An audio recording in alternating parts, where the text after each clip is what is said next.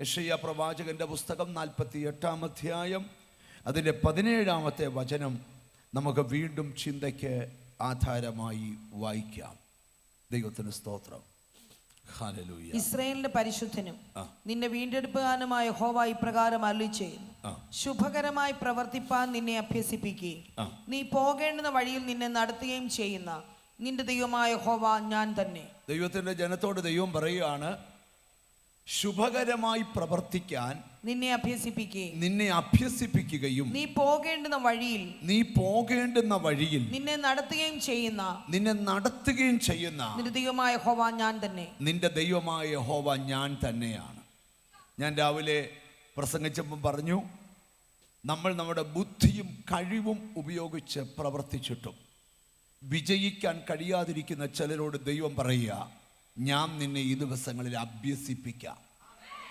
എന്തിനാ അഭ്യസിപ്പിക്കുന്ന? ശുഭകരമായി പ്രവർത്തിക്കാൻ എന്ന് പറഞ്ഞാൽ, എവിടെ നീ പരാജയപ്പെട്ടോ, എവിടെ നീ തകർന്നോ, എവിടെ നീ ശൂന്യമായോ, അവിടെ നിന്നും നിന്നെ അതേ സ്ഥലത്ത് നിന്ന് തന്നെ ദൈവം നിന്നെ ഈ ദിവസങ്ങൾ അഭ്യസിപ്പിക്കും. അതായിരുന്നു മെസ്സേജ്. അതിൽ നിന്ന് നമ്മുടെ ലൈഫിൽ നടക്കാൻ പോകുന്ന 3 കാര്യങ്ങളെക്കുറിച്ചാണ് കർത്താവിൻ്റെ സ്തോത്രം പരിശുദ്ധാത്മാവ് പറഞ്ഞു നിർത്തിയത്. അവിടുന്ന് തുടങ്ങണം, എന്നാലേ ഈ ദൂതിലേക്ക് നമുക്ക് വന്ന് അവസാനിപ്പിക്കുവാനായിട്ട് കഴിയത്തുള്ളൂ. അതുകൊണ്ട് വളരെ പ്രാർത്ഥനയോടെ നമുക്ക് ദൈവസന്നിധിയിലായിരിക്കാം. 3 കാര്യങ്ങൾ നമുക്കുണ്ടാകുമെന്നാണ് പറഞ്ഞത്. ആദ്യത്തെ വാക്യം നമ്മൾ കേട്ടു, ശുഭകരമായി പ്രവർത്തിക്കാൻ. അതായത് എല്ലാം നന്നായി തരാൻ, ശുഭമാക്കി തരാൻ എൻ്റെ കർത്താവിന് കഴിയും. 3 കാര്യങ്ങൾ നമ്മൾ വേദപുസ്തകത്തിൽ നിന്ന് വചനങ്ങൾ വായിച്ച് സംസാരിച്ചു.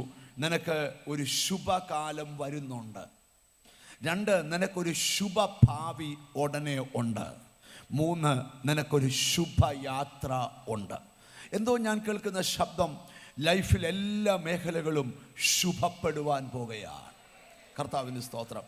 ഈ സകല മനുഷ്യൻ്റെ ആഗ്രഹമാണ് ഒരു ശുഭകരമായ ഭാവി. നമുക്ക് ബൈബിൾ തുറക്കാം. യിരെമ്യാ പ്രവാചകന്റെ പുസ്തകം 29-ാം അധ്യായം 11-ാം വാക്യം ആധാരമാക്കി ശുഭഭാവിയെക്കുറിച്ച് ചില സന്ദേശങ്ങൾ കൈമാറാൻ ഞാൻ കർത്താവിന്റെ കൃപയിൽ ശരണപ്പെടുകയാണ്. നിങ്ങൾ പ്രത്യാശിക്കുന്ന ശുഭഭാവി വരുവാൻ തക്കവണ്ണം ഞാൻ നിങ്ങളെക്കുറിച്ച് നിരൂപിക്കുന്ന നിരൂപണങ്ങൾ ഇന്നവ എന്ന് ഞാൻ അറിയുന്നു. അവ തിന്മയ്ക്കല്ല നന്മയ്ക്ക് അത്രയുള്ള നിരൂപണങ്ങൾ എന്ന യഹോവയുടെ അരുളപ്പാട്. മതി.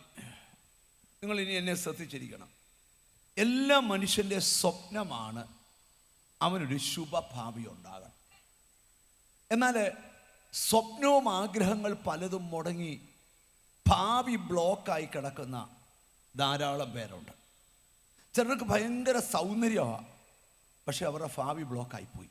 ചിലർക്ക് ഒട്ടും സൗന്ദര്യമില്ല, അവരുടെ ഭാവി ബ്ലോക്കായിപ്പോയി. ചിലർക്ക് നല്ല വിദ്യാഭ്യാസമാണ്, പക്ഷെ അവരുടെ ഭാവി ബ്ലോക്കായിപ്പോയി. ചിലർക്ക് ഒട്ടും വിദ്യാഭ്യാസമില്ല, അവരുടെ ഭാവി ബ്ലോക്കായിപ്പോയി. ഭാവി ഒരിക്കലും നല്ല ലെവലിൽ ഉയരാൻ കഴിയാത്ത ധാരാളം പേരുണ്ട്. എന്നാൽ ദൈവം പറയുകയാണ്, ഇത് ആരോടാ പറയുന്ന അറിയാമോ? പ്രവാസത്തിൽ ബന്ധിക്കപ്പെട്ട് കിടക്കുന്ന ജനത്തോട് പറയുക, നിങ്ങൾ പേടിക്കേണ്ട, ഈ സാഹചര്യം ഉടനെ മാറും.